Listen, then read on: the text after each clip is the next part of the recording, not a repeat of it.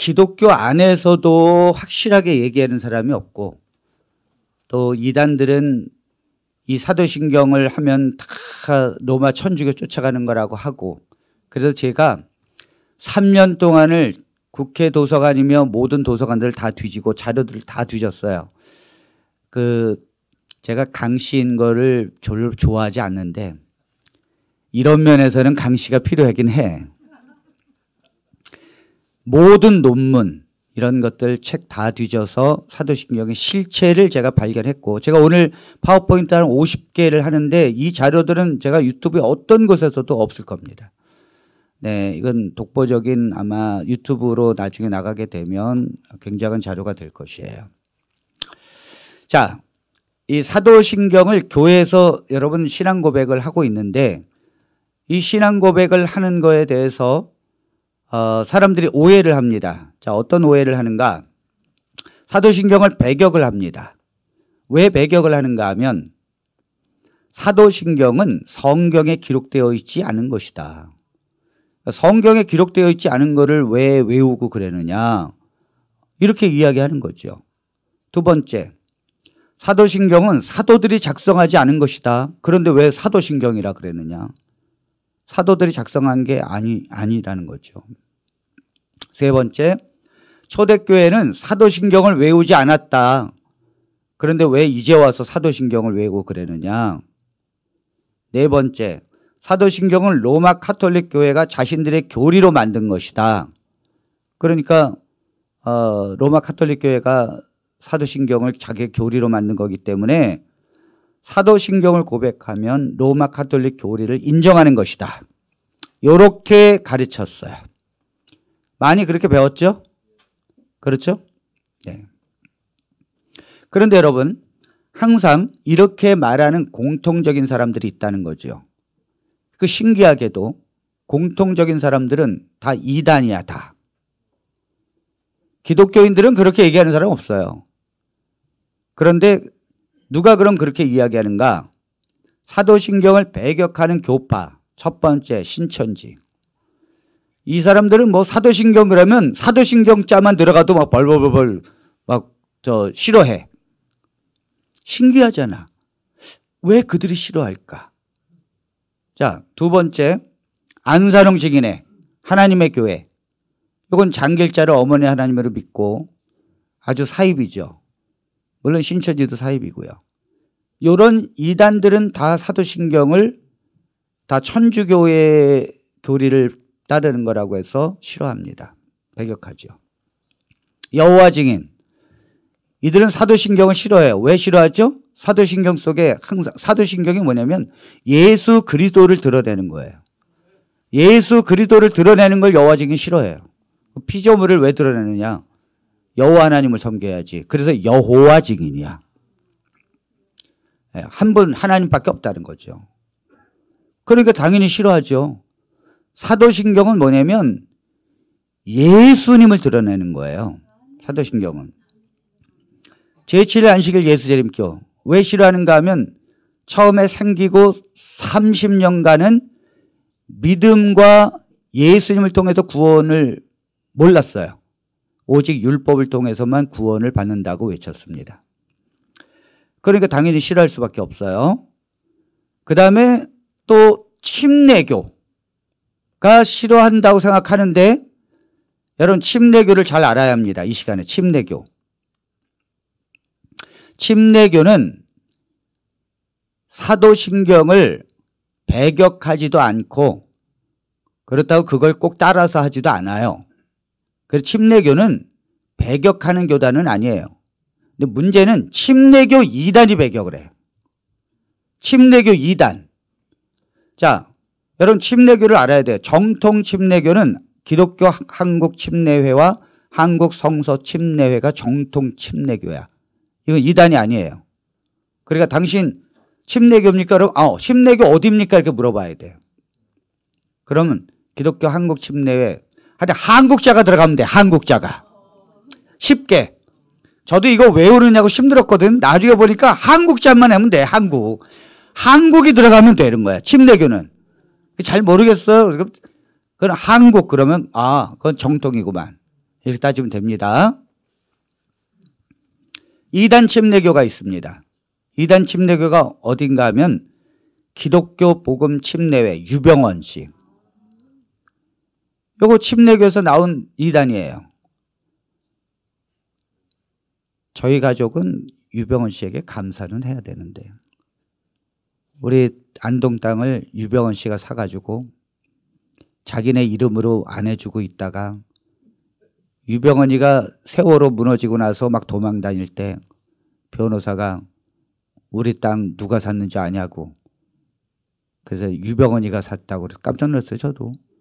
그래서 법원에서 유병원 씨한테 3개월 동안 등기해가라고 남은 잔금 주고 그렇지 않으면 복귀시키겠다고.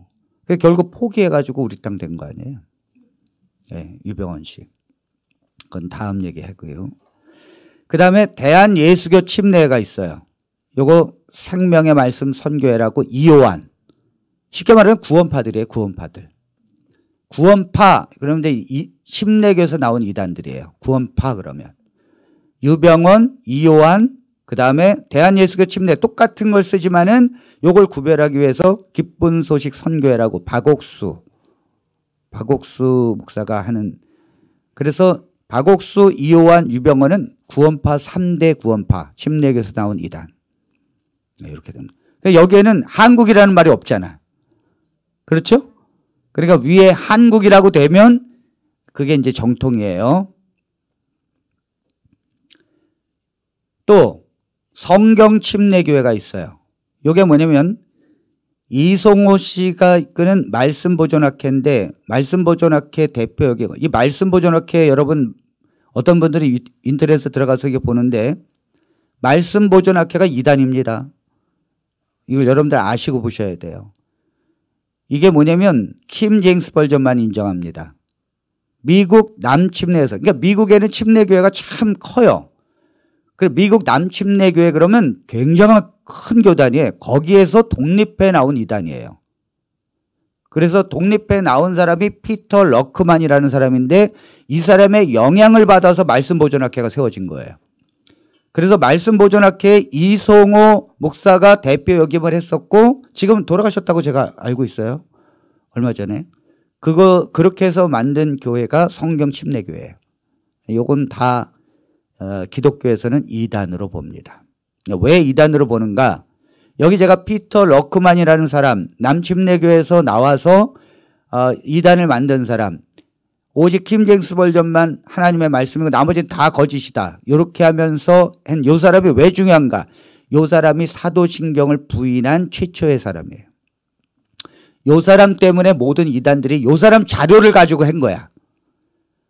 그래서 뭐 신천지 안식일교회 사도신경을 부인하는 그 자료들은 다 요 피터 러크만의 자료입니다. 네, 요거를 아는 사람 별로 없어요. 네, 요 피터 러크만의 자료를 그대로 보고 지금 앵무새처럼 이야기하는 거예요. 자, 먼저 이걸 알기 전에 여러분들이 역사를 좀 공부를 해야 합니다. 로마라는 역사를 공부하지 않으면 기독교를 알 수 없습니다. 자, 로마라는 나라의 역사. 자, 313년 콘스탄티누스 황제가 기독교를 종교로 공인합니다. 그러니까 어렵지 않아요.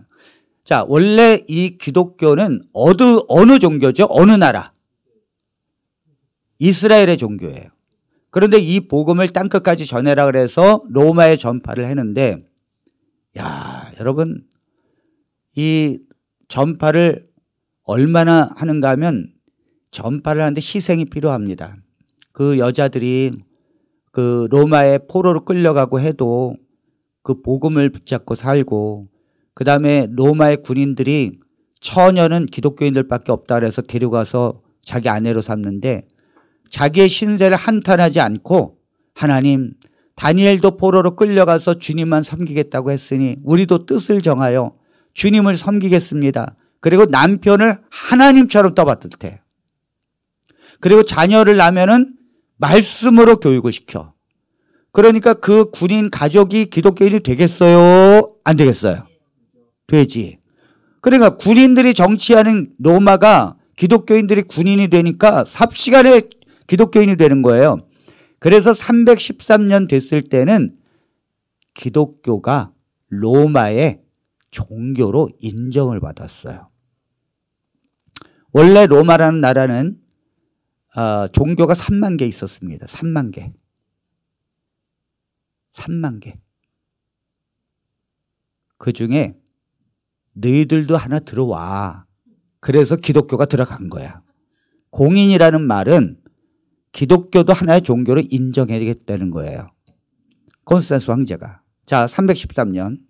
그러다가 321년에 콘스탄스 황제가 기독교인들이 워낙 많이 늘어나니까 그들이 일요일 날 예배를 드리지 못하고 일을 하고 저녁에 예배를 드리고 성만찬을 하니까 일요일 날을 쉬게 해줘야겠다. 그래서 그들이 예배를 드릴 수 있도록 도와줘야겠다. 마침 그때가 그 로마의 이교도 태양신 숭배하는 이교도도 일요일 날 이교도 숭배 날인데 그들은 쉬지 않아요. 그래도 쉬지 않아요. 그래서 이날을 예수님이 부활한 것도 일요일. 그래서 그날을 기독교인들은 일요일 예수님 섬기고 그 다음에 태양신 숭배하는 사람들은 쉬어서 태양신 숭배하고 이렇게 일요일을 보장해 줬다는 거예요. 결국은 콘스탄스 황제는 이 나라를 통합시켰죠. 자, 그런 다음에 392년에 데오도시우스 황제 때 기독교를 로마의 국교로 세웁니다. 이건 대단한 거예요. 우리나라 불교가 고려시대 때 국교가 됐죠. 국교라는 말은 뭐예요? 그 종교 외에는 인정하지 않겠다는 거예요. 그러니까 392년에 데오도시우스 황제 때는 기독교만 로마의 종교야. 나머지 3만 개가 다 밀려났어요. 그리고 그 3만 개를 믿으면 안 돼. 이건 대단한 거예요. 로마가 세상을 지배하고 있는 그 당시에 기독교가 로마의 국교가 됐는데 어떻게 국교가 됐는가? 아니 90%의 사람들이 기독교인이야. 그러니까 우리나라도 기독교가 국교가 되려면 열심히 전도해야 합니다. 왜 말이 없으십니까? 열심히 전도해야 합니다. 대통령도 기독교인이 대통령만 되면 입을 꽉 다물고 있어요. 이게 뭐야? 그러니까 눈치 보는 거잖아요. 불교인도 있고 천주교인도 있고 하니까 우리가 열심히 전도해서 90%가 돼야 합니다. 그래야 국교가 되는 거예요. 여기까지 어려운 거 없죠? 자, 그 다음 이 데오도시우스가 황제가 사망을 하는데 395년 이 사망이 왜 중요한가? 이 사람이 죽고 난 뒤에 워낙 로마는 땅이 넓어. 그래가지고 첫째 아들 호노리우스에게는 서로마를 서쪽을 택하고 너는 그쪽을 다스리고 그 다음에 아르카디우스 아들에게는 동쪽을 통치하라. 이렇게 두 아들에게 나라를 두 쪽으로 통치를 하게 맡긴 게 이게 로마의 분열이 되는 거예요. 로마가 동로마와 서로마가 왜 분열됐는가? 왕이 죽으면서 아들들에게 동쪽과 서쪽을 각각 통치하라고 맡겼어요. 그러면 통치자가 나눠지는데 나라가 하나가 될 수 없겠죠. 당연히 나눠집니다. 그런데 서쪽을 통치하던 호노리우스가 통치를 잘 못해. 저 게르만 민족을 막아내야 되는데 잘 못 막아내. 맨날 술만 먹고. 그러니까 476년에 서로마가 멸망을 합니다.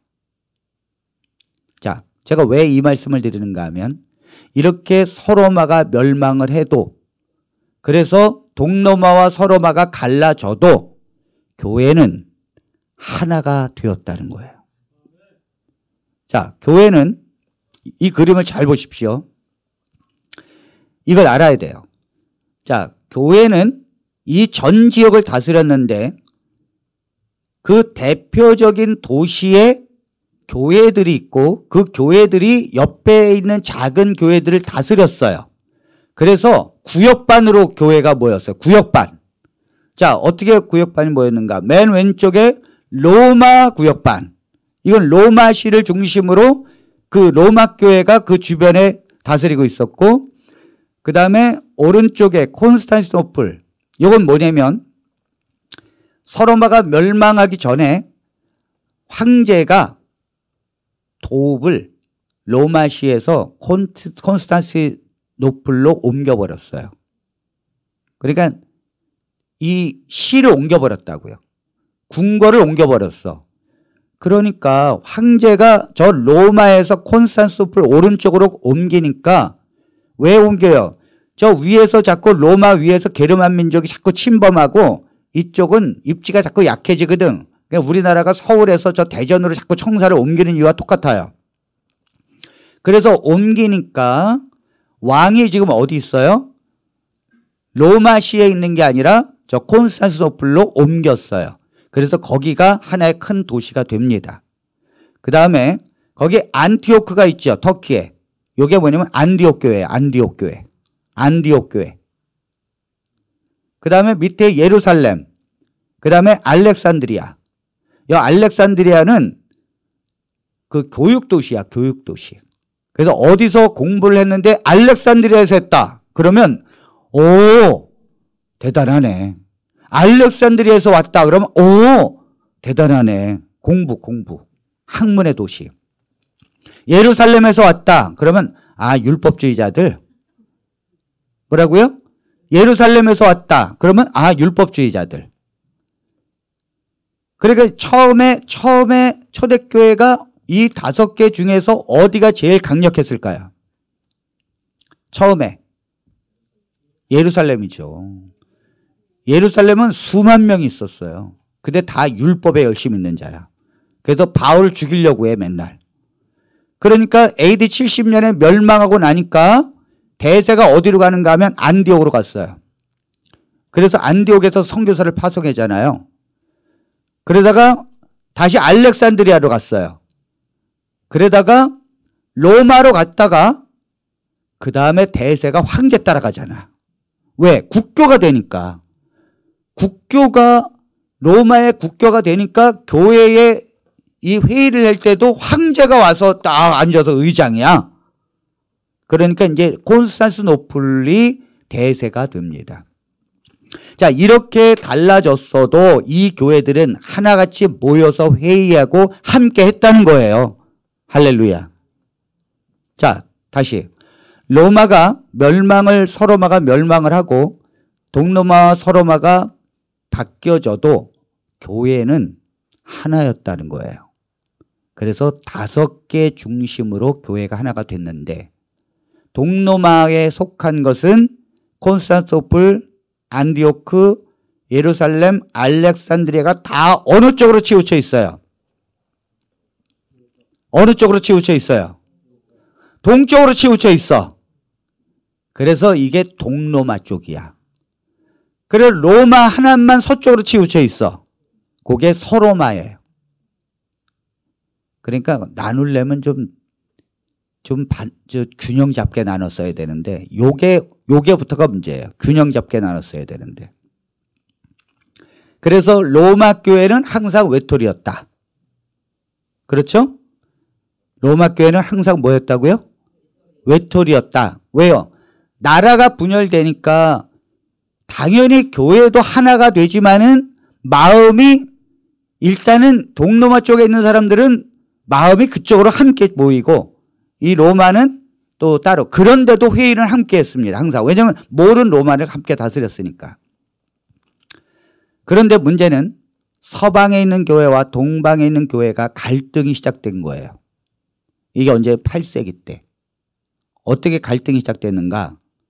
717년 동방의 로마 황제 레오 3세가 서방교회의 성상을 파괴하라는 명령에 반박하면서 갈등이 시작되었어요. 자, 그때 당시에 교회의 지도자는 누군가 하면 로마 국교가 됐으니까 교회의 지도자는 로마 황제예요. 황제.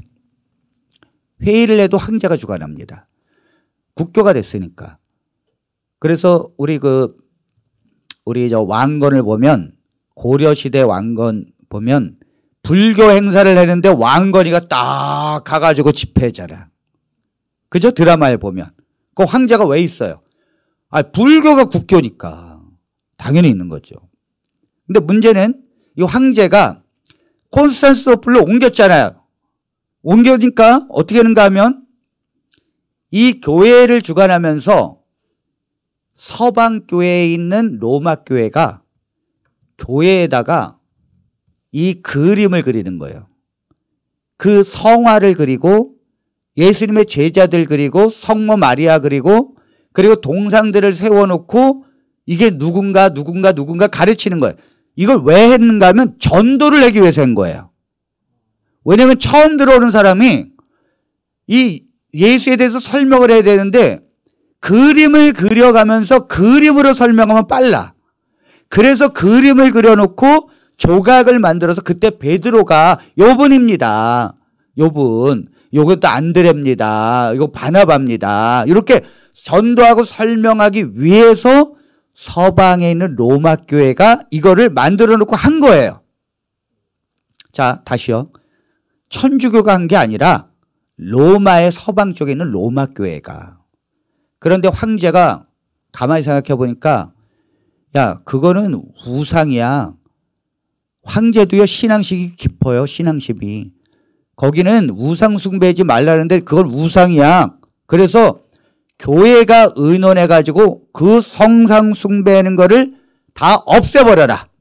그러니까 황제가 명령을 내리니까 동방에 있는 교회들은 당연하지, 그런 거 하면 안 되지. 근데 서쪽에 있는 로마 교회는 뭐야, 우리가 하는 걸 왜 금지시켜? 이때부터 이제 갈라지기 시작하는 거예요, 마음이. 그 다음에 또 있었죠. 사실은 서쪽에 있는 로마는 황제가 없이 게르만 민족이 침입해 오니까 이거를 막으려면 지도자가 필요해요. 그런데 많은 사람들이 따르는 지도자는 로마 교회의 지도자야. 그래서 우리 대통령 후보도 어디로 가서 대통령 선거대회 되기 전에 예배를 드리죠? 여의도 순복교회 가서 예배를 드려요. 왜요? 거기는 수많은 사람들이 있으니까. 그런데 이 로마, 서로마 쪽도 왕이 없이 나라가 있다 보니까 게르만 민족은 자꾸 쳐들어오지. 그래서 이 불안에 떨고 있는 이 주민들을 똘똘 뭉치게 하고 나라를 지킨 것은 로마 교회예요. 그러니까 로마 교회의 지도자가 당연히 지도권이 높아지는 거예요. 자, 이해하겠어요? 단순히 교회의 한 지도자가 아니라 이쪽 지역을 치안도 담당하고 실제로 재판도 하는 그러한 권력 있는 사람으로 성장한다는 거예요. 이러다 보니까 동쪽에는 그 교회의 지도자들이 지도권이 그렇게 크질 않아요. 왜? 황제가 다 다스리니까. 그런데 이 서쪽에는 로마의 교황밖에 없어. 그러다 보니까 지도자 지도력이 높아 보다 보니까 서방의 로마 교회의 교황은 그리스도의 대리자이며 자신이 모든 교회의 우두머리라고 주장을 하기 시작했어요. 여러분, 5개 구역반이 있는데 거기 다 목자들이 있는데 한쪽 구역반에서 자기는 하나님의 대리자라고 하면 다른 구역반에 있는 목자들이 아멘 하고 쫓아갑니까? 말도 안 된다 그러지. 그래서 교회의 수익권, 이게 뭐냐면 교회의 우두머리라고 하는 것을 로마 교회가 주장하면서 갈라지는 거예요. 이게 다 8세기에 일어난 일들이에요. 또 하나는 서방교회는 성령이 하나님뿐만 아니라 예수님으로부터 발현한다고 주장을 했고, 그러니까 이게 무슨 말인가 하면 성령 하나님을 보내겠다 그러잖아요. 그 성령 하나님을 보내겠다는 게 아버지 하나님으로부터 온 것도 되지만 예수로부터도 성령이 온다, 이렇게 주장했고, 동방교회는 성령은 하나님으로부터만 보내심을 받는 자다, 이렇게 주장했어요. 이걸 필리오케 논쟁이라고 그래요. 여러분은 어떻게 생각하십니까? 성령 하나님은 아버지로부터 보냄을 받기도 하고 예수님으로부터 보냄을 받기도 하는 것입니까? 아니면 아버지께로부터만 보내심을 받은 분이십니까? 여러분들은 확실히 서방의 교회야. 우리는 로마 교회, 로마 천주교회가 뭐 어떻다 저떻다 해도 우리의 뿌리는 로마 천주교예요. 그래서 여러분들이 절대 동방 쪽의 편을 들지 않아요. 우리는 무조건 서쪽 편이야. 왜? 서쪽에서 태어난 사람들이에요, 우리는. 그걸 알아야 돼요. 여러분들이 너무 역사를 몰라요. 자, 이렇게 갈라지다 보니까 이제 마음이 이제 완전히 갈라지다 보니까 어떻게 되는가 하면 1054년에 몇 년이요? 1054년에 교회가 대분열이 일어납니다. 그래서 서쪽으로는 그 빨간 쪽은 로마 교회를 중심으로 로마 카톨릭이라 그러고 로마 카톨릭 교회라 그러고 그래서 1054년에 분리가 되면서 서쪽에 있는 교회를 로마 카톨릭 교회라 그러는 거예요. 그런데 오른쪽에 있는 교회는 콘스탄티노플 교회를 중심으로 정교회가 탄생되는 거예요. 동방정교회. 그래서 동쪽에는 동방정교회, 서쪽에는 서방 로마 카톨릭 교회가 팽팽하게 두 교회가 지도자 역할을 하면서 경쟁을 하는 거예요, 이제. 자, 여러분. 그런데 여기 보라색, 오른쪽은 보라색, 왼쪽은 빨간색 보이죠? 네, 이게 1054년부터 이렇게 갈라지는 거라고요. 확실하게 갈라졌어요. 이거를 역사는 교회의 대분열이라고 말합니다. 그런데 어떻게 되는가 하면 동방정교회는 러시아 쪽으로 발전을 했고 서쪽의 로마 교회는 이제 유럽 쪽으로 발전을 한 거예요. 그런데 거기에서 루터가 개혁을 일으켜가지고 개신교가 탄생된 거야. 로마 카톨릭에서. 그러니까 이게 이제 그림은 지금 오른쪽인데 원래 이게 왼쪽이에요. 그렇죠? 원래 이게 서쪽이에요. 서쪽이야. 동방교회 정교회가 오른쪽이고 그림을 남이 그린 걸 내가 갖고 왔기 때문에 이게 이제 나는 이게 오른쪽 그림을 왼쪽으로 갖고 오고 싶은데 그래서 거기에 장로교, 침례교, 루터교, 성교회, 안식교회 다 넣은 거예요. 그러니까 우리의 뿌리는 가톨릭입니다. 로마 교회예요. 그러면 잘 보세요. 자, 여러분. 제가 뭐라는가 하면 로마 천주교 카톨릭 교회가 세워진 것은 1054년부터예요. 몇 년이요? 1054년 전에는 다 교회는 하나라고요. 하나.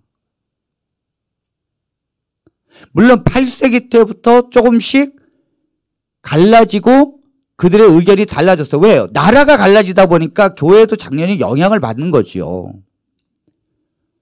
그러다가 결국은 1054년에 완전히 교회가 갈라져서 로마 카톨릭 교회 천주교는 이제 자기의 본길을 가고 그 다음에 콘스탄티노플 중심으로 정교회는 이제 러시아 정교회 쪽으로 갑니다. 그런데 여러분 왜 정교회가 발전했습니까? 여기 로마 카톨릭 교회가 발전했습니까?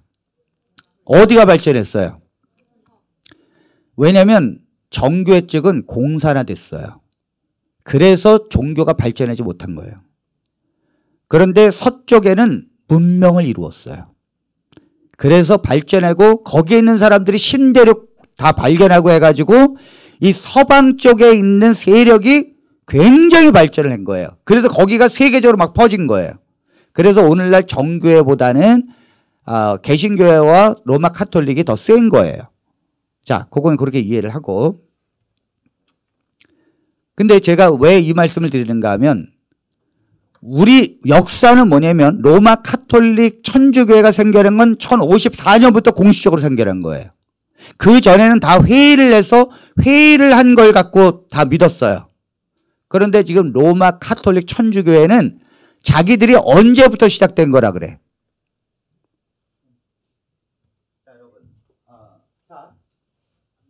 원래 역사는 1054년에 로마 카톨릭 교회가 이제 분열돼서 시작을 한 거란 말이에요. 그런데 로마 카톨릭 교회는 우리의 시작은 베드로부터 시작됐다 그래. 이해돼요? 두 말이 다 맞는 거예요. 왜냐하면 로마 카톨릭 입장에서는 아니 그들은 당연히 베드로와 바울이 로마 교회를 개척하고 거기서 시작해서 1054년 주기 때 그냥 우리는 단독으로 갈게 해가지고 간 거거든. 그러니까 천주교 입장에서는 베드로 때부터 로마 교회가 시작될 때부터 자기들이 시작된 건 맞아요.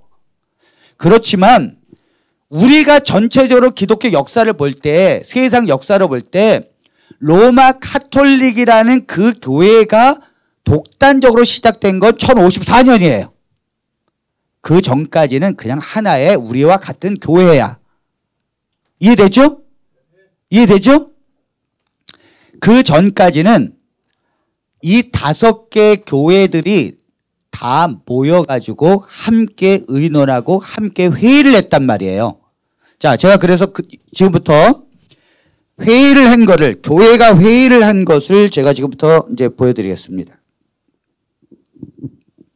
이거를 교회의 공의회라 그래요. 교회의 공의회.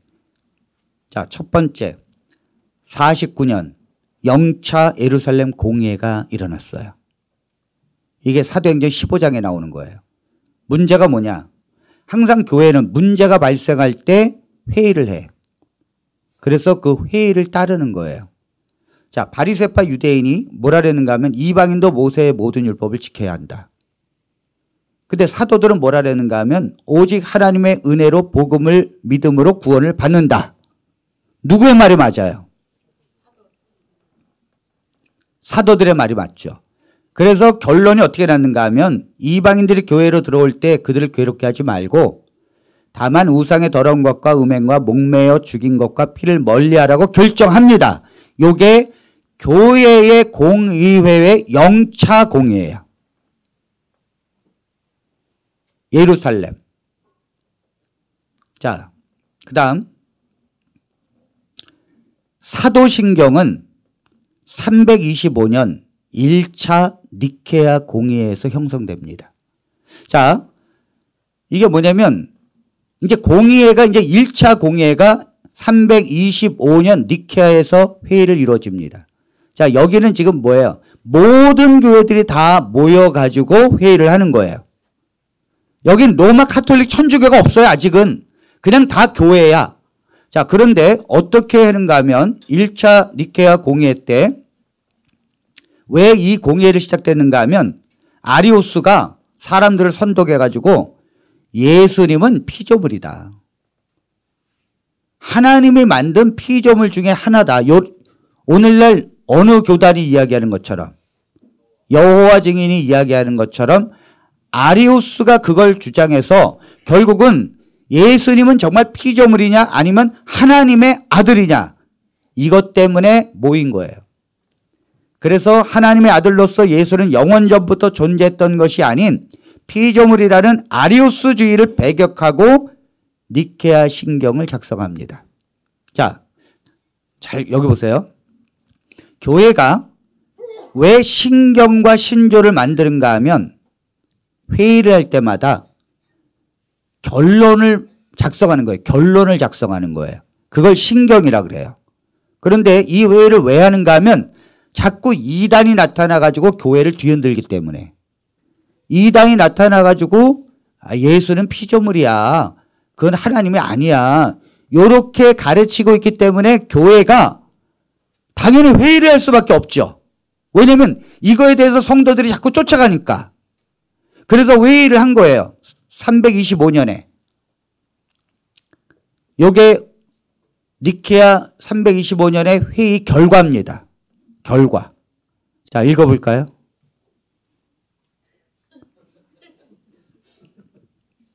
요 결과가 뭐냐면 잘 보세요.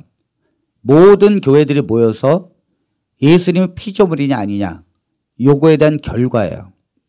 그 결과로 만든 거예요. 한번 읽어보겠습니다. 우리는 한 분이신 하나님을 믿는다. 그분은 전능하신 아버지이시며 유형 무형한 만물의 창조주이시다. 그리고 우리는 한 분이신 주 예수 그리스도를 믿는다. 그분은 하나님의 외아들이시며 아버지에게서 나셨으며 곧 아버지의 본질에서 나셨다. 하나님에게서 나신 하나님이시며 아버지와 본질에서 같으시다. 자, 그 다음 계속. 그분으로 말미암아 만물이 하늘에 있는 것들이나 땅에 있는 것들이 생겨났다. 그분은 우리 인간을 위하여 우리의 구원을 위하여 내려오시어 육신을 취하시고 사람이 되셨으며 고난을 받으시고 사흘날에 부활하시고 하늘로 올라가셨으며 산 이와 죽은 이들을 심판하러 오실 것이다. 그리고 우리는 성령을 믿는다. 하나 더. 그 다음에 이게 추가된 부분입니다. 그때 회의의 결론에 추가된 부분이 뭐냐면 그분이 존재하지 않는 시대가 있었다.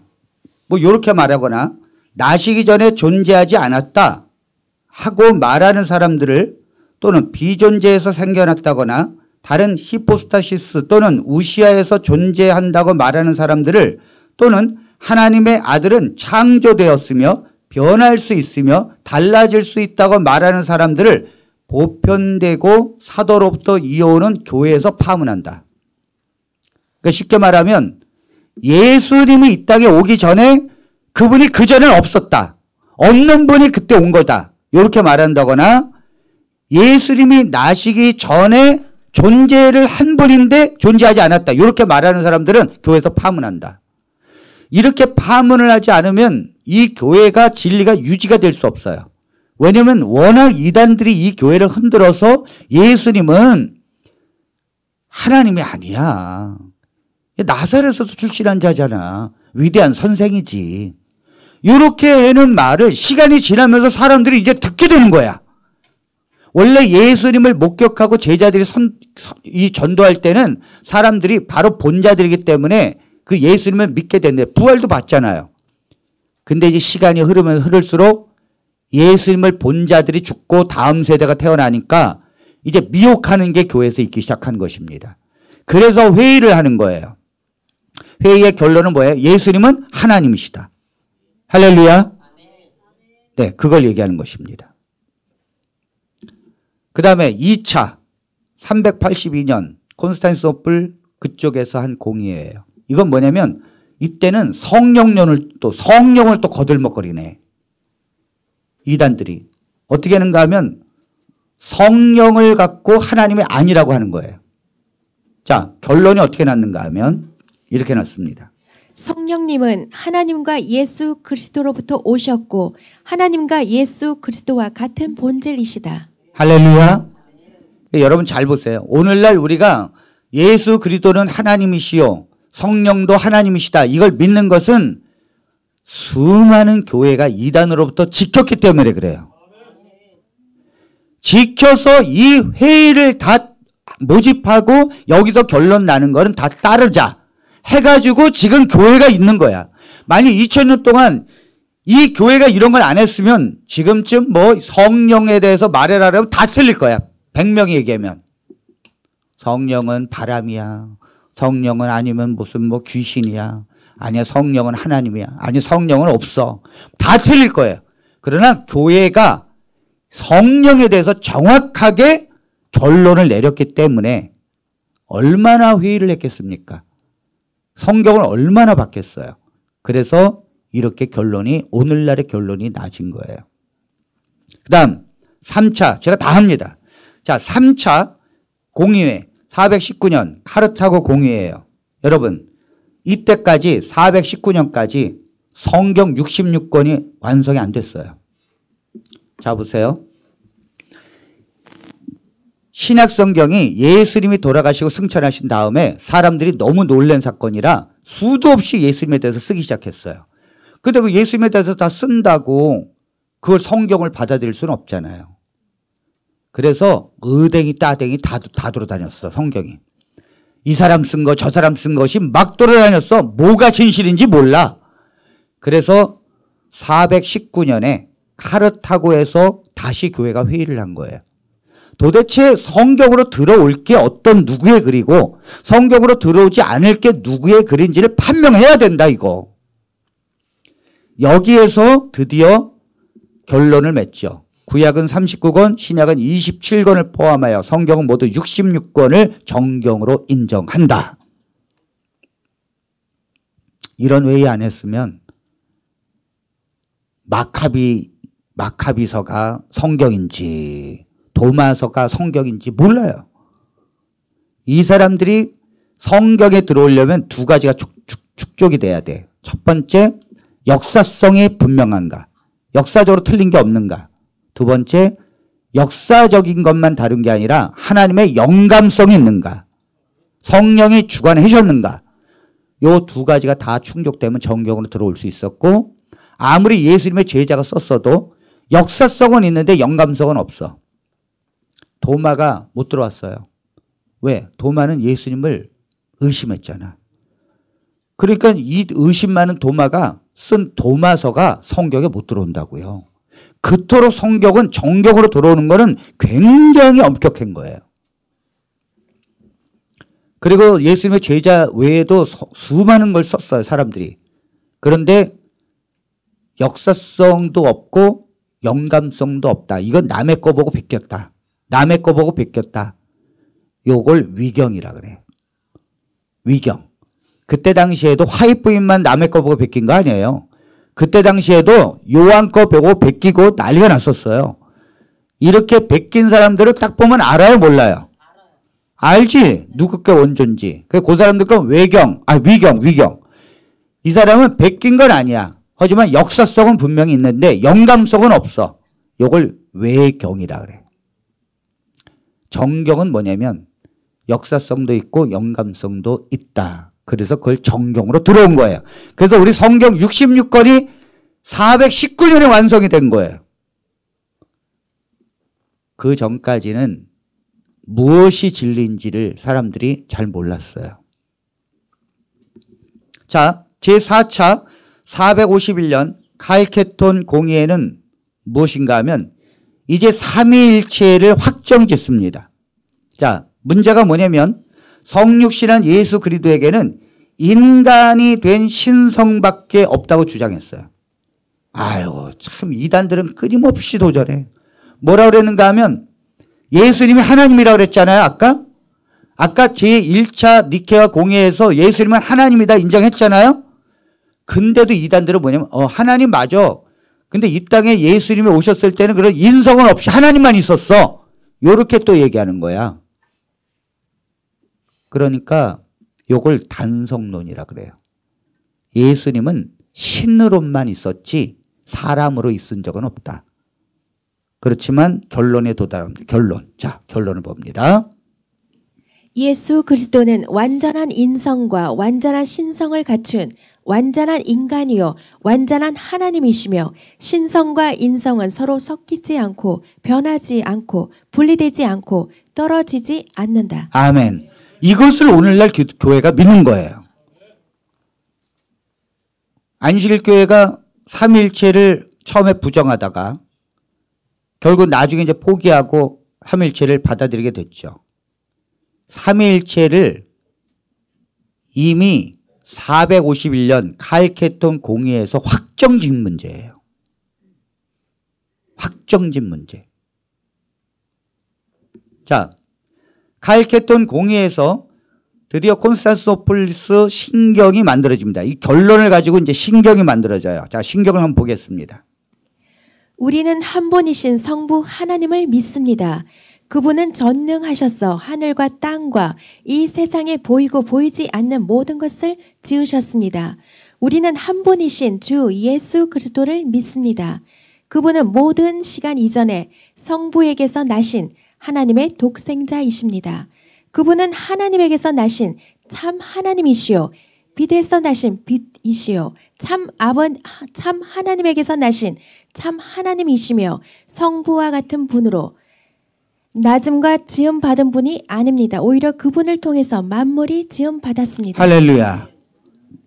그다음 그분은 우리와 우리의 구원을 위하여 하늘로부터 내려오시어 성령의 능력으로 동정녀 마리아에게서 태어나 참 인간이 되셨습니다.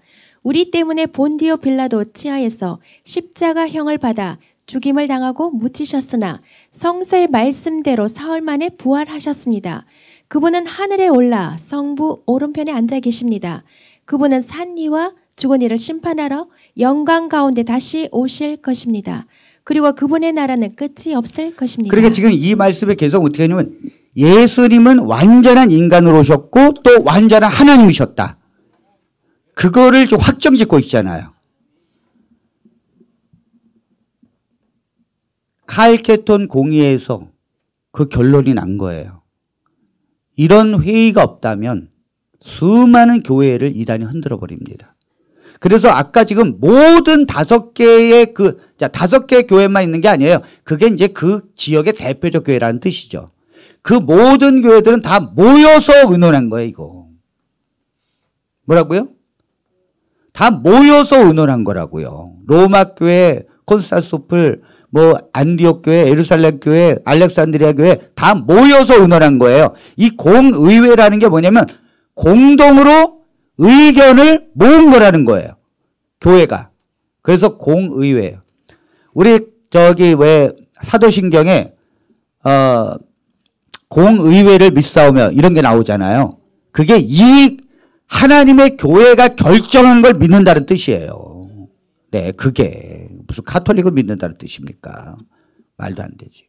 자, 마지막입니다. 아까 결론 아직 안 났어요. 네. 우리는 주님이시며 생명을 주시는 성령을 믿습니다. 성령은 성부로부터 나오시어 성부와 성자와 더불어 예배와 영광을 받으시고 예언자들을 통하여 말씀하고 계십니다. 우리는 하나이고 거룩하며 보편적이고 사도적인 교회를 믿습니다. 우리는 죄를 용서하는 한 세례를 믿습니다. 우리는 죽은 이들의 부활과 오고 있는 세계에서 살게 될 것을 믿습니다. 아멘. 여기 제가 제가 인터넷에 이제 유튜브에 올라가니까 출처를 좀 써주세요. 제가 출처 다 썼어요. 출처 없는 거 없어요. 제가 논문만 8개를 받고 수많은 역사책을 보면서 출처를 다 확인합니다.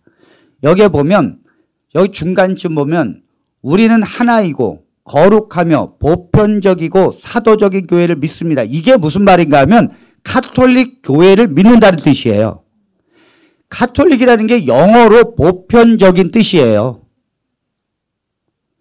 그러니까 가톨릭 교회를 믿는 게 아니라 가톨릭 교회가 탄생하기도 전에 우리는 이게 무슨 말인가 하면 모든 교회가 퍼져 있잖아요. 그런데 다 예수 그리스도를 믿잖아요. 그러니까 우리는 다 하나라는 거야.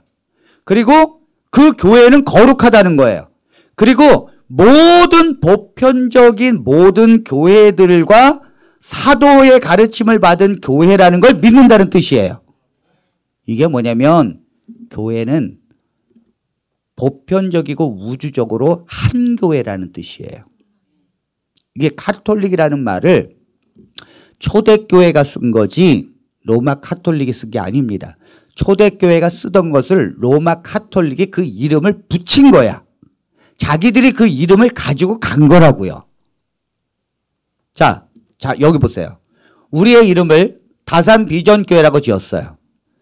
그런데 우리 김성호 집사님이 교회를 이제 새로 만든다고 이제 목회를 하더니 저기 가서 다산 예수교회를 졌어.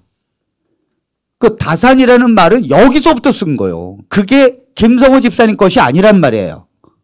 이해되나요? 그건 여기서부터 사용되고 우리들의 것이야. 다산 그러면 김성호 집사님이 이제 목회를 하다가 이제 뭐냐면 교인들을 이제 사기를 쳤단 말이에요. 그 이단이 됐어요. 이단이. 그러면 다산이라는 말만 들어도 이단 그래. 그죠? 그게 아니에요. 그 말은 여기서 쓴 거예요. 가톨릭이라는 말은. 네. 그래서 동방과 서방이 교회가 나눠질 때 동방 쪽을 가톨릭이라는 말을 쓰니까 무슨 니네들이 우주적 교회냐? 니네들만 우주적 교회냐? 그러니까 뭐냐면 가톨릭 교회라고 안 부르고 로마 가톨릭 교회라고 부른 거야. 그래서. 왜냐면 모든 교회가 가톨릭 교회니까. 모든 교회는 다 가톨릭 교회이기 때문에 너희들은 그러면 로마 가톨릭 교회야. 요렇게 불러준 거라고요. 콘스탄티노플 교회도 다 카톨릭 교회예요. 예루살렘 교회도 다 카톨릭 교회라고요. 원래 그들이 그렇게 설명을 했어요. 자, 그건 제가 좀 이따 또 나옵니다. 자, 사도신경의 유래를 제가 지금부터 이제 살펴봅니다. 사도신경은 초대교회의 기초가 형성이 됐어요. 이미 107년에 안디옥 교회의 감독 이그나시우스에 의해서.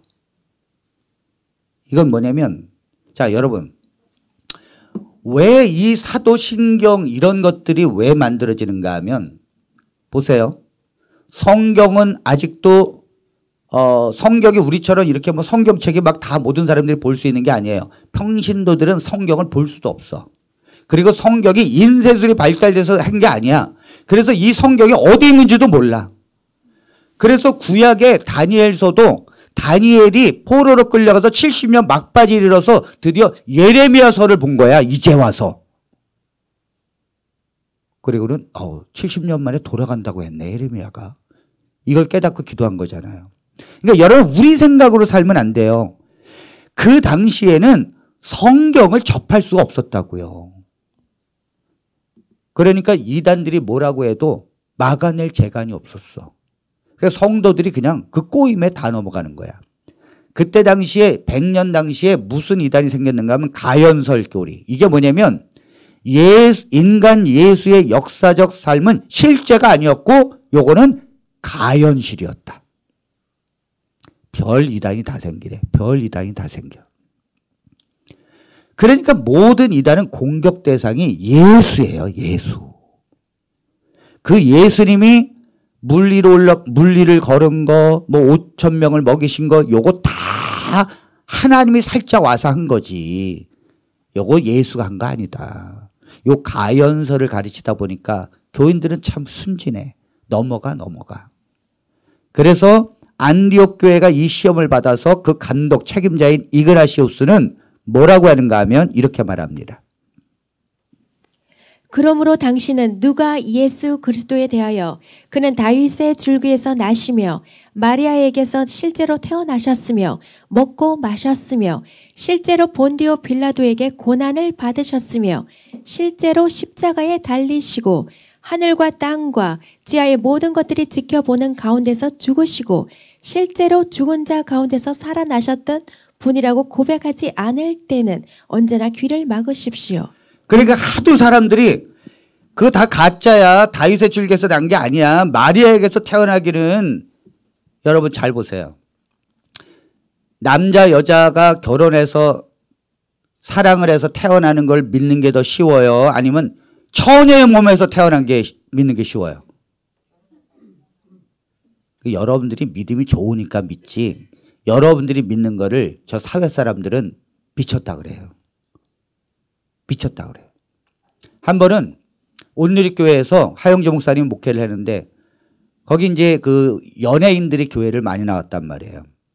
그래서 구봉서 장로님이 전도를 많이 해가지고 그 연예인들을 다 이제 전도해가지고 예수 믿어야 돼. 너 일로 와. 예수 믿어. 그래가지고 이제 목사님 앞에서 이제 온누리교회에서 공부를 하는데 목사님이 예수님이 동정녀 마리아에게서 나셨습니다. 처녀의 몸으로 나셨습니다. 그랬더니 저기 한 연예인이 뒤에서 희죽희죽 웃는 거야. 그 구봉서 장로님이 전도하기 위해서 모여놓고 지금 목사님 보고 가르치라고 해서 지금 있는데 이 중요한 시간에 지금 뒤에서 희죽희죽 웃는 거예요. 그래 거슬렸는데 목사님이 계속 설명하는데 희죽희죽 웃는 사람이 목사님 말도 안 되는 소리 하지 마세요. 무슨 처녀가 아기를 낳아요. 결혼해 아기를 낳지요. 말도 안 되는 소리 하지 마세요. 그랬더니 구봉서 장로님이 톡톡 걸어오더니 그 후배 연예인을 뒤통수한테 딱 때리더니 그 남편 되는 요셉도 믿었어. 요셉도 믿었는데 네가 왜 안 믿어? 네가 뭐라고 안 믿어? 그래서 그러니까 그 요셉이 천사가 나타나가지고 그 부인을 버리지 마라. 성령으로 잉태한 것이니 내가 받아들여라. 그래서 요셉도 받아들인 거잖아요. 아니 요셉도 처녀가 잉태했다는 걸 믿었는데 네가 뭔데 안 믿냐 이거예요. 남편도 믿었는데. 그래가지고 근데 여러분 믿는 게 정상이에요? 안 믿는 게 정상이에요? 안 믿는 게 정상이죠. 그러니까 이 가연설이 왜 나오느냐? 다 거짓말이라는 거죠. 마리아에게서 나고 또 뭐 빌라도에게 고난을 받고 뭐 십자가에서 죽고 그 다음에 또 뭐 살아났어? 말도 안 돼. 이렇게 이단이 말하니까 여기 보세요. 실제로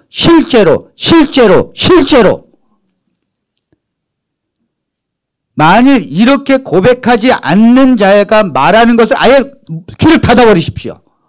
이게 얼마나 이단이 교회를 침투해 들어오고 있다는 걸 알게 되죠. 사도신경이 왜 만들어졌냐고요? 이렇게 해서 하나하나 만들어지는 거예요. 네? 그리고 기독교인들이 이제 카타콤으로 들어간단 말이에요. 이 로마가 황제가 막 핍박을 하니까 성경도 없어. 카타콤에서 250년 살았어. 어떻게 가르칠 거야? 어떻게? 그러니까 그들은 뭐냐면 그 예수님의 복음을 가르칠 수 있는 요약된 그들의 가르침이 필요했어요. 이단들로부터 예수 그리스도와 복음을 진리를 보호하고 그리고 후대에 성경이 없는 후대의 사람들에게 예수님에 관해서 계속해서 믿을 수 있도록 그들을 가리키기 위해서 사도신경이 탄생되는 겁니다. 할렐루야. 자, 여기 제가 또 다 있죠. 여기 석진태. 자, 180년경 사도의 편지. 이거는 예수 그리스도께서 부활하신 후 제자들과 나누신 대화라고도 불려요. 자, 뭐라고 그랬는지 한번 봅니다. 우주의 통치자이신 아버지를 믿사오며 우리의 구속자 예수 그리스도를 믿사오며 거룩한 교회를 믿사오며 죄들을 사하여 주심을 믿사옵나이다. 그러니까 뭐냐면 계속해서 우리가 지금 무엇을 믿고 있는지를 계속 설명하는 거예요. 우리가 무엇을 믿고 있는지. 삼일체 하나님. 그리고 첫 번째 삼일체예요. 아버지 하나님, 예수 그리스도, 성령을 믿는다는 거. 또 뭐냐면 그 예수 그리스도가 실제로 동정역에서 나시고 빌라도에게 고난받고 죽고 3일 만에 부활하고 그리고 다시 오신다는 거죠. 그래서 산자와 죽은 자를 심판하러 오신다는 거예요. 이 성경의 핵심, 이걸 계속해서 지금 이미 180년에 사도의 편지에 의해서 나오고 있다는 거죠. 터툴리안 160년에서 230년에까지 살았던 사람입니다. 신앙 고백을 보겠습니다. 전능하신 하나님 세계의 창조주를 믿사오며 그의 아들 예수 그리스도를 믿사오니 이는 동정녀 마리아에게 나시고 본디오 빌라도 하에 십자가에 죽으시고 3일의 죽음에서 부활하시고 천국에 오르사 성부의 우편에 앉아 계시며 또한 산자와 죽은 자를 심판하러 오시리라. 아멘. 이게 이미 초대교회 때부터 이 가르침을 계속해서 반복했다는 거예요. 여러분, 사도신경은 사도들이 만든 게 아니에요. 하지만 제가 뭐라 했습니까? 정통이 뭐라 그랬어요? 사도들이 전한 것이 정통이라 그랬죠. 사도들이 전한 게 정통이에요. 그래서 예수님이 사도들한테 복음을 맡겼고 이 사도들은 복음을 쓰면서 그것이 정통이에요. 사도들이 직접 쓰지 않았다 할지라도 사도들의 가르침을 받아서 복음을 요약한 거예요, 교회가. 그리고 모든 이단으로부터 막기 위해서 지도자들이 신앙 고백을 하게 했다는 거예요. 천주교라는 말이 로마 가톨릭 교회가 탄생되지도 않고 하나의 그냥 로마 교회로 기독교로 있을 때 이미 신앙 고백은 각 교회에서 계속해서 있었다는 거죠. 자, 그래서 150년에 구로마 신경, 그러니까 로마 교회가, 이거 천주교회가 아니에요. 로마 교회가, 베드로와 바울이 세운 로마 교회가 드디어 신경을 만듭니다. 자, 요것이 바로 오른쪽에 있는 신경이에요. 나는 전능하신 하나님 아버지를 믿사오며 그 외아들 우리 주 예수 그리스도를 믿사오니 이는 성령으로 동정녀 마리아에게 나셨으며 본디오 빌라도에게 십자가에 못 박혀 장사 지낸 바 되시고 지옥에 내려가시고 3일 만에 죽은 자 가운데서 살아나시며 하늘에 오르사 아버지 우편에 앉으시고 저리로서 산자와 죽은 자를 심판하러 오시리라. 성령과 거룩한 교회와 죄를 사하여 주시는 것과 몸의 부활과 영원히 사는 것을 믿사옵나이다. 네, 여러분 150년에 로마 교회가 믿는 신조를 세울 때 지금의 사도신경과 거의 90%가 똑같아요. 근데 뭐 로마 천주교가 세웁니까 이거를?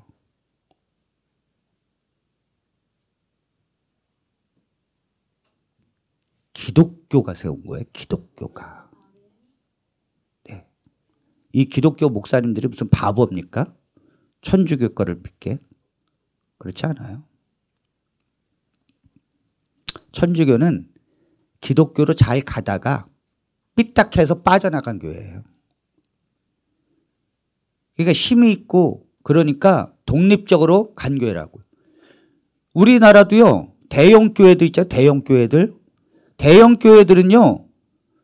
교단에서 빠져나갑니다. 왜 빠져나가는 줄 알아요? 교단에 소속되면 70세면 은퇴거든. 그래서 자기가 80세까지 해야 되니까 교단에서 빠져나가서 80세까지 하는 거예요 지금. 저기 연세중학교 윤석전 목사님 빨리 은퇴해야 돼 지금. 근데 빠져나갔잖아요. 그래 그럼 80세까지 죽을 때까지 하는 거예요. 여의도 순복음교회 빠져나갔잖아요. 그러니까 뭐냐면 힘 있고 능력 있으면 교단에서 빠져나가는 거예요. 그러니까 자기 잘못대로 가는 거죠. 똑같은 거예요. 로마 교회가 힘 있고 능력 있으니까 1054년에 우린 독립할게. 빠이빠이. 그러면서 로마 카톨릭 교회로 가는 거예요. 근데 우리는 이 버스가 잘못 가네? 이 버스가 우리 교회가 다 가는 방향으로 우리 부산 가기로 5대가 출발했는데 이 버스는 평양으로 가지? 그래서 거기서 뛰어내려서 평양으로 같이 합류한 게 여러분들이에요. 개신교. 개신교. 이해가 됩니까? 아니 이 버스가 다 5개가 다 부산으로 가기로 결정하고 가는데 한 버스가 평양으로 간단 말이에요. 그러면 이거 어떻게 하면 돼? 거기서 뛰어내려야지. 루터가 야 이거 아니다. 빨리 나와. 그래가지고 나와서 된 게 개신교예요. 자, 히폴리투스의 문답식성경 주 215년에 이미 성경을 가르칠 때 문답식으로 가르쳤어요. 자, 어떻게 가르쳤는가? 세례 받을 때 제1문 세례자 그대는 전능하신 하나님 아버지를 믿습니까? 수세자 이건 세례 받을 자예요. 나는 믿습니다. 이렇게 대답하는 거예요. 라고 대답하면 첫 번째 세례를 줘요. 여러분 세례를 줄 때 물을 3번 뿌리는 건 뭐냐면 성부와 성자와 성령이에요. 그러니까 전능하신 아버지 하나님을 믿습니까? 그러면 믿습니다. 그러면 한 번. 그 다음에 두 번째 그대는 성령으로 말미암아 동정녀 마리아에게서 나시며 본디오 빌라도에게 고난을 받으셔 죽으셨다. 쭉 해가지고 아들 그리스도 예수를 믿습니까? 그럼 믿습니다. 그러면 두 번째. 그 다음 세 번째 그대는 성령을 믿으며 거룩한 공예와 몸의 부활을 믿습니까? 그럼 믿습니다. 그러면 세 번째. 이렇게. 세례와 침례 중에 뭐가 맞습니까? 침례가 맞습니다. 초대교회는 침례를 베풀었어요.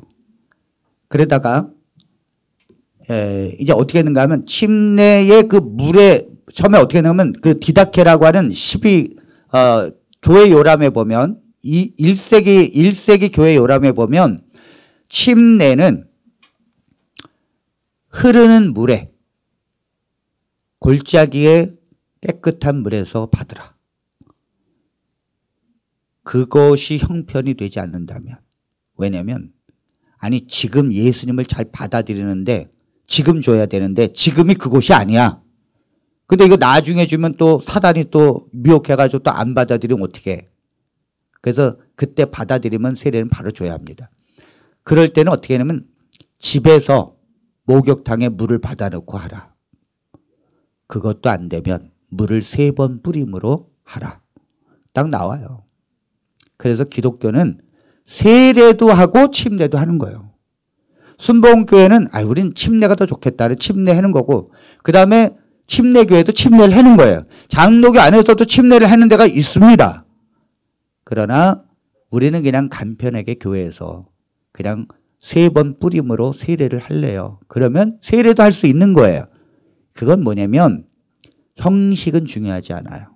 문제는 무엇을 믿느냐가 중요한 것입니다. 자, 말세로스 신경 341년입니다. 자, 이미 뭐예요? 제가 읽지 않겠어요. 이미 이렇게 사도신경에 거의 비슷한 것을 외우고 그들은 믿었다는 거죠.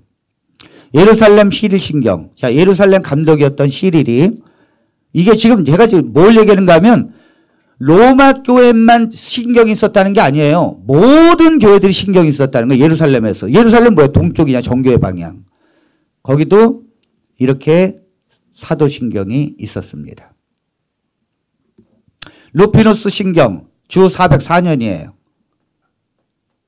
이게 뭐냐면 사도신경을 처음으로 라틴어로 기록한 거예요. 라틴어로. 자, 이렇게 있었고 그 다음에 사도신경이 지금과 같은 사도신경이 완성된 것은 주 700년경이에요. 그래도 700년경에 완성된 것을 지금 갖고 있는 거예요. 그래서 사도신경의 시작은 이미 사도들의 가르침을 받은 교부들부터 107년경부터 시작되었다. 모든 교회들이 사도신경을 만들고 신앙 고백을 했다. 왜요? 성경이 없는데 어떻게 해요? 믿어야지. 그리고 모든 이단들이 예수 그리스도를 부인하고 성령을 부인하는데 어떡합니까? 그러니까 그거에 대한 기초 교리를 믿었고 그것을 통해서 고백을 통해서 세례를 주고 침례를 줬다는 거죠. 제가 여러분들한테 세례 시문하는 것도 다 여기를 벗어나지 않아요. 자, 오늘날의 기독교의 사도신경을 봅니다. 한번 읽어보겠습니다. 전능하사 천지를 만드신 하나님 아버지를 내가 믿사오며 그 외아들 우리 주 예수 그리스도를 믿사오니 이는 성령으로 잉태하사 동정녀 마리아에게 나시고 본디오 빌라도에게 고난을 받으사 십자가에 못 박혀 죽으시고 장사한 지 사흘 만에 죽은 자 가운데서 다시 살아나시며 하늘에 오르사 전능하신 하나님 우편에 앉아 계시다가 저리로서 산자와 죽은 자를 심판하러 오시리라. 성령을 믿사오며 거룩한 공회와 성도가 서로 교통하는 것과 죄를 사하여 주시는 것과 몸이 다시 사는 것과 영원히 사는 것을 믿사옵나이다. 네. 아멘. 이걸 가지고 여러분들이 자녀를 가르치는 거예요. 이 구절 하나하나를 가지고 자녀들을 가르치는 거라고요. 자, 그런데 사도신경은 오해를 합니다. 어떻게 오해를 하는가 하면 이제 이단을 비롯해서 이제 사람들이 오해를 했는데 어떤 오해를 하는가 하면 이는 성령으로 잉태하사 동정녀 마리아에게서 나시고 동정녀 마리아를 찬미하네. 아니 누가 여기 사도신경을 만들 때 마리아 찬미하기 위해서 만든 게 아니에요. 누구에게서 났다는 그것도 처녀의 몸에서 났다는 걸 강조하기 위해서 동정녀 마리아를 쓰는 거지 마리아 숭배하기 위해서 이거 쓰는 거 아닙니다. 하여튼 이단에 있던 분들은 천주교라 그러면은 마치 그냥 모든 걸 다 싫어해. 천주교가 쓰는 용어 자체를 싫어해. 그럴 필요 없어요. 그것이 성경적이면 그럴 필요 없습니다. 그래서 오해를 어떻게 하는가? 로마 카톨릭이 마리아 숭배를 강조하기 위해서 특정한 마리아를 지명하듯이 관사를 사용하여 더 Virgin Mary라고 표현했다는 것이다.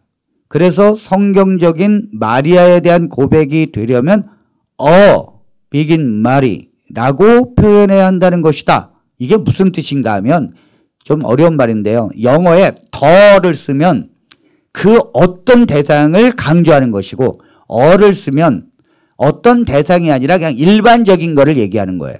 그런데 여기 더라고 표현한 것은 마리아를 강조한 게 아니냐. 이렇게 얘기하는데 참 여러분 공격을 하려면 좀 제대로 된 걸 공격해야지 쓸데없는 것 갖고 공격하고 있어. 해설. 교회는 마리아의 동정녀성을 강조하기 위해서 신학적으로 표현할 땐 더를 쓰는 거예요. 그러니까 처녀라는 걸 강조하기 위해서 더를 쓴다고요. 그냥 마리아에게서 탄생했다 그러면 아니 마리아가 한둘이야? 그리고 마리아가 다 결혼해서 낳는 거지 아기를. 그러나 여기 동정녀 처녀 마리아다. 그걸 강조하기 위해서 더라는 걸 쓴 거예요. 그 다음에 본디오 빌라도에게 고난을 받으사 십자가에 못 박혀 죽으시고 오해를 어떻게 하는가 하면 빌라도가 고난을 준 것이 아니기 때문에 하나님 아버지의 뜻으로 고난을 받으사라고 고쳐야 한다. 아니 그거 고치려면 이 세기에 태어나서 빨리빨리 고치지. 이제 와서 얘기를 해. 근데 잘 보세요. 이거 고칠 필요 있어요 없어요? 네? 아버지 하나님의 뜻으로 고난을 받으사. 아니 그거하고 빌라도가 고난을 준 것 빌라도에게 고난을 받으사 뭐가 문제가 되지? 아무 문제 안 되는데. 근데 하여튼 이 사도신경을 공격하는 사람은 무조건 바꿔야 된대. 틀렸대. 자, 해설을 하이델베르크 요리문답에서 합니다. 자, 이 하이델베르크 요리문답은 뭐냐면 종교개혁자들에 의해서 세워진 오직 성경을 바탕으로 1500년 이상 기독교가 지켜왔던 것으로 설명하는 거예요. 하이델베르크 요리문답은. 자, 38문. 예수 그리스도께서 왜 재판관인 본디오 빌라도 치하에서 고난당하셨습니까? 답. 그것은 그리스도께서 비록 죄가 없을지라도 지상의 재판관에 의해서 유죄 판결을 받으심으로 우리에게 임할 하나님의 준엄한 심판으로부터 우리를 자유롭게 해주시기 위함입니다. 쉽게 말하면 빌라도가 뭐라 그랬어요? 저 사람에게서 죄를 찾아볼 수 없다. 그러므로 이 세상의 재판관을 통해서 예수가 죄가 없다는 걸 선포하게 한 거예요. 그런데도 죽였어요. 그럼 그거 누구 때문에? 우리의 죄 때문에 유죄 판결 받고 죽은 거예요. 그걸 강조하기 위해서 빌라도에게 고난을 받았다고 쓰는 거예요. 자, 제네바 교리문답. 이건 칼빈이 만든 것입니다. 종교개혁자 칼빈이 56문. 왜 당신은 한마디로 그분이 죽으셨다고 말하지 않고 본디오 빌라도에 관하여 말하며 또한 그에게서 고난을 받았다고 말합니까? 답. 그것은 단순히 이 이야기의 확실성을 우리에게 증명하기 위할 뿐만 아니라 또한 그분의 죽음이 정죄와 연결되어 있다는 사실을 명백하게 표현하기 위한 것입니다. 똑같은 말인데요. 빌라도에게 고난을 받으사 그건 뭐냐면 실제로 예수님은 빌라도의 재판에서 고난받았고 죽었다는 거죠. 사실을 묘사하기 위해서 그러니까 하나님에게서 고난을 받았다. 그럼 누가 믿냐고요. 역사적으로. 그래서 빌라도에게 고난을 받고 역사적으로 실제로 돌아가셨다. 이걸 설명하기 위해서 얘기한 거예요. 문제가 없죠? 문제가 있나 본데. 네. 자, 제네바 교리문답. 여러분 이 제네바 교리문답 하이델베르크 이런 신앙 고백서 굉장합니다. 여러분들이 궁금해도 모든 것들이 다 있습니다. 자, 어떻게 해서 그렇습니까? 57문 답. 우리 한번 읽어보겠습니다. 어떻게 해서 그렇습니까? 그리스도께서 죽으신 것은 우리가 마땅히 받아야 할 징벌을 스스로 담당하시고 이를 통해 우리를 이 징벌로부터 구해내시기 위함이었습니다. 우리가 하나님의 심판 앞에서 악행자로서 죄를 가지고 있었기 때문에 그리스도께서 우리 대신 지상의 심판자 앞에 출두하여 그분의 입을 통해 정죄받기를 원하셨는데 이는 하늘에 계신 재판관의 보좌 앞에서 우리를 죄 없다라고 해주시기 위함이었습니다. 네, 빌라도가 죄가 없는데 그분이 죽었다면 우리의 죄를 대신해서 죽으신 것이고 우리는 하나님 앞에서 죄 없다함을 받기 위해서 빌라도에게 고난을 받게 한 거예요. 이걸 설명하는 것입니다. 음부에 내려가셨다가 이걸 또 오해하는 분들은 예수님이 죽으시고 지옥에 내려가셨다면 죽은 후에도 구원의 기회가 있다는 말인가? 이렇게 오해를 했죠. 그죠? 예. 음부, 지옥에 내려가셨다가 이 말. 자, 답을 이야기합니다. 제네바 교리문답 65문. 음부에 내려가셨다가 라는 말이 가르치는 의미는 무엇입니까? 답. 이것은 그리스도께서 영과 육체의 분리를 뜻하는 자연적인 죽음의 고통만을 겪으신 것이 아니고 그분의 영혼이 베드로가 죽음의 고통이라고 말한 것처럼 상상하기 힘든 괴로움 속에 갇혀 있었음을 말해주는 것입니다. 그러니까 예수님이 십자가에서 죽으시고 음부에 내려가셨다. 이 말은 예수님이 십자가에 달려서 돌아가시고 그 3일 동안이 죄에 대한 하나님의 심판의 고통 속에 있었다는 거예요. 얼마나 그 죄에 대한 심판이 강력한지. 여러분 잘 보세요. 이 악랄한 사람들이, 이 독한 사람들이, 악랄한 사람들이 죽을 때 빨리 나를 칼로 베어라 그래요. 그건 뭐냐면 일단은 단칼에 죽으면 끝나는 거니까. 그러면 뭐라 그래요? 너를 이대로 죽일 수는 없다. 평생을 고통을 받게 해주면서 죽겠다. 요게 더 진짜 고통이죠? 그죠? 그러니까 예수님이 십자가에서 딱 죽었다고 고통이 끝난 게 아니에요. 그 3일 동안은 지옥과 같은 하나님의 심판을 경험했다는 거예요. 우리 죄에 대해서. 그래서 3일 뒤에 부활한 거예요. 얼마나 그 고통이 심했는가. 여러분 예수님이, 그러니까 안실교인들이 이해를 못해요. 왜? 예수님이 돌아가시면 그 영혼도 없다고 생각해요. 그게 아니에요. 영혼이라는 게 있고 예수님은 완전하신 하나님으로 계셨기 때문에 육신이 죽을 때 그 죄에 대한 고통을 3일 동안 강력하게 느끼셨어요. 그래서 음부에 내려가셨다는 표현을 쓰는 거예요. 그 의미가 얼마나 대단한 깊이가 있는지 모릅니다. 자, 하이델베르크 요리문답은 말합니다. 43은 왜 사도신경에는 음부에 내려가셨다가 라는 귀절이 덧붙여져 있습니까?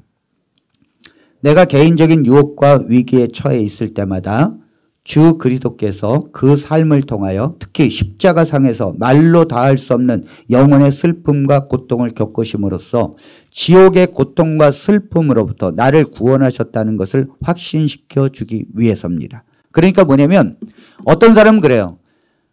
이 세상이 지옥 같은 세상이 있어요. 그거를 예수님이 그 지옥 같은 여러분들의 고통스러운 삶까지도 내려갔다는 거예요.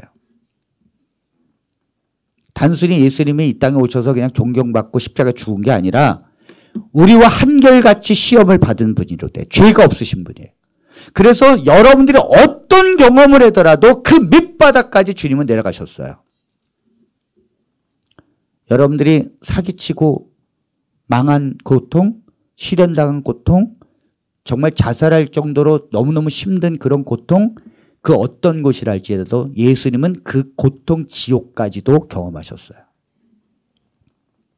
그러니까 예수님이 우리의 위로자이십니다. 그분만이 우리를 아십니다. 그분만이 나를 위로해 주고 나를 격려해 주시는 분이에요. 이 사도신경이 그냥 만들어진 게 아니에요. 제가 이 중세시대 이 초대교회 이분들의 이 사상을 이해하는 것만도 힘들더라고. 왜냐면 너무도 심오해. 그 깊이가 이루 말할 수가 없어요. 거룩한 공예를 믿사오며. 5회 영어 표현으로는 더 홀리 카톨릭 처치는 천주교의 이름인데 우리가 천주교를 믿는단 말입니까? 참 어린애 같은 질문이죠. 제가 아까 설명한 것처럼. 해설. 카톨릭 처치, 아기안, 카돌리안 케안, 에켈레시안. 아직 죽지 않았습니다. 제가 헬라어로 읽는 거 보니까. 라는 표현은 자, 그 다음 한번 읽어보시기 바랍니다. 카톨릭 처치라는 표현은 로마 카톨릭이 신부들을 중심으로 한 유형 교회만을 참된 교회로 주장하려는 시도에 대하여 정통교회가 교회의 본질을 지키기 위해 수천 년 동안 사용했던 표현이다. 즉 이 표현은 교회의 본질은 불가시적이며 전 세계 모든 곳에 흩어져 있는 그리고 모든 시대를 통해서 살았던 하나님의 백성들 모두를 포함하는 보편적이고 우주적이며 하나의 신앙 공동체를 나타내는 중요한 고백이다. 다만 언어의 혼동이 있을 수 있기 때문에 서방 교회를 중심으로 한 교회를 로마 카톨릭 처치라고 했으며 정통 교회는 카톨릭 처치라고 분리해서 사용했다. 네. 이게 여러분 카톨릭 처치라는 말은 로마 카톨릭이 자기들이 카톨릭 처치라고 주장하는 것을 오히려 반박하기 위해서 카톨릭 처치라는 말을 기독교가 2000년 동안 사용한 거예요. 카톨릭 진정한 처치는 기독교다. 모든 교회가 다 하나님의 교회지 왜 너희들만 하나님의 우주적 교회냐. 그래서 원조는 우리다. 그래서 오히려 교회들이 사용했던 거예요. 그래서 기독교는 다 하나입니다. 침례교, 감리교, 장로교 다 하나님의 한 교회고 우주적 교회입니다. 할렐루야. 그거를 교회가 정통으로 지켜오기 위해서 썼던 거지 로마 카톨릭이 쓴 게 아니에요. 이 단어는 절대. 그래서 로마 카톨릭을 구별하기 위해서 로마 카톨릭 교회라고 그러고 정통교회는 그냥 카톨릭 교회라고 그럽니다. 그걸 이해를 해야 합니다. 그러니까 위에 거룩한 공예를 믿사오며 이건 뭐예요? 거룩한 카톨릭 교회를 믿사오며 이런 뜻이에요. 교회는 거룩하고 모든 교회들은 예수를 믿기 때문에 같은 하나의 교회라는 뜻이에요. 그거를 믿는다는 거죠. 그래서 하나님의 백성은 다 하나예요. 하나. 천국에서 함께 살. 네. 이단들만 자기들만 하나님의 자녀라 그럽니다. 자, 제네바 교리문답 97문 공동적이란 카톨릭이란 무슨 뜻입니까? 답 한번 읽어보세요. 성도들의 머리는 오직 한 분뿐이시라는 것과 모든 사람들은 이 한 몸 안에서 연합되어 있어야 한다는 것을 의미합니다. 그러므로 여러 교회들이 있는 것이 아니라 전 세계에 흩어져 있는 단 하나의 교회가 있을 뿐입니다. 네, 교회는 세상에 단 하나밖에 없습니다. 왜냐하면 교회의 머리는 그리스도이기 때문입니다. 아니 교회의 머리가 그리스도인데 무슨 그 몸이 하나지 무슨 여러 개입니까? 그래서 예수를 믿는 자들은 그리고 아까 사도신경의 그 가르침에 위에 서 있는 사람들은 다 하나입니다. 그래서 사도신경을 모든 교회가 다 외우는 거예요. 그냥 외우는 게 아니에요. 우리는 다 한 교회라는 뜻. 그래서 감리교에서 장로교회 가도 사도신경 외우고 장로교에서 순복음교회 가도 사도신경 외웁니다. 자, 성도가 서로 교통하는 것과 또 이걸 오해해. 뭐라고 오해하는가 하면 죽은 성도들과 성인 숭배, 교제하는 의미를 가지고 있어 성인 숭배와 죽은 자와 교통하는 연옥의 교리를 인정하는 것이 아닌가. 그러니까 부처님 눈에는 부처님만 보이고 그 다음에 뭐라 그랬죠? 돼지 눈에는 돼지만 보이는 거예요. 이 위에 있는 성도가 서로 교통하는 것과 이 말이 천주교에서 무슨 연옥 얘기를 하는 게 아니에요. 천주교가 탄생되기 전에 연옥이라는 교리를 만들어내기도 전에 이 말이 다 사용했어요. 이게 무슨 뜻인가 하면 이런 뜻입니다. 원문에서 말하는 교통의 의미는 오히려 이 부분은 로마 카톨릭이 죽은 자와의 교통을 말하는 것을 반대하기 위해서 만들어진 고백이에요. 교통을 의미하는 커뮤니온은 초대교회 때의 라틴어나 헬라어 모두 살아있는 성도들의 영적 교통과 물질적인 삶의 나눔을 모두 포함한 살아있는 자들의 교제를 의미하는 단어예요. 이 단어가 죽은 자와 산 자가 교통하는 게 아니라 살아있는 성도들이 교제를 나누는 단어라고요, 이게. 그래서 하이델베르크 요리문답 55문 성도가 서로 교통하는 것이란 말의 의미는 무엇입니까? 답. 첫째, 신자들은 공동체의 일원으로서 그리스도와 연합하여 그의 모든 부요와 은사들을 공유한다는 것입니다. 둘째, 각 신자들은 자신의 은사들을 다른 사람들의 유익과 덕을 위하여 감사함으로 사용해야 할 의무가 있다는 것입니다. 그래서 성도가 서로 독단적으로 하면 안 된다는 거예요. 서로 협력하고 한 팀으로 가야 된다는 거. 그리고 성도가 서로 어려울 때 도와주고 서로 교제를 나누면서 가는 것이 진정한 교회라는 것입니다. 하이델베르크에서 요리문답 55분 성도가 서로 교통하는 건 무슨 뜻인가? 자, 이거 했죠. 자, 결론입니다. 자, 결론 한번 읽어보겠습니다. 사도신경은 초대 교회 때부터 각종 이단의 활발한 미혹 속에 진리를 수호하고자 사도들의 가르침에 바탕을 두어 교회의 지도자들의 증언과 교회의 공의회의 결정에 의해 형성된 것입니다. 고난과 핍박 속에서 성경이 형성되어지지 않은 시기에 사도들의 전한 복음의 진리와 삼위일체를 보존하고자 초대 교회 때부터 진리를 단순화시켜 외우며 가르쳐 온 것입니다. 교회는 2000년 동안 이렇게 수많은 어려움을 겪었지만 성령의 인도하심으로 지금까지 진리를 고수해 왔으며 지켜온 것입니다. 주 기도문은 성경에 기록되어 있지만 문자대로 기도하라는 뜻이 아닙니다. 다만 그런 내용의 바탕을 두고 기도하라는 예수님의 가르침이었습니다. 이와 같이 사도신경은 비록 성경의 문자로 기록되어 있지 않지만 우리가 구원에 이르는 복음의 내용을 요약한 것이며 우리의 신앙의 토대를 마련한 것으로 교회에서 예배 때마다 고백되어지고 있습니다. 네. 모든 이단은 사도신경을 안 합니다. 왜요? 진리에서 벗어났기 때문에 그래요. 그들이 믿는 건 거짓이에요. 거짓은 절대 이 사도신경을 외울 수 없어요. 진리는 오직 이 사도신경에 있는 말씀이고 이걸 믿을 때 구원을 받는 거예요. 그 신기하잖아요. 왜 내가 이단들하고 공통점이 이렇게 많지? 그걸 보고 깨달아야 돼요. 왜 내가 모든 이단들이 가지고 있는 공통점을 똑같고 있지? 이걸 보고 깨달아야 합니다. 네.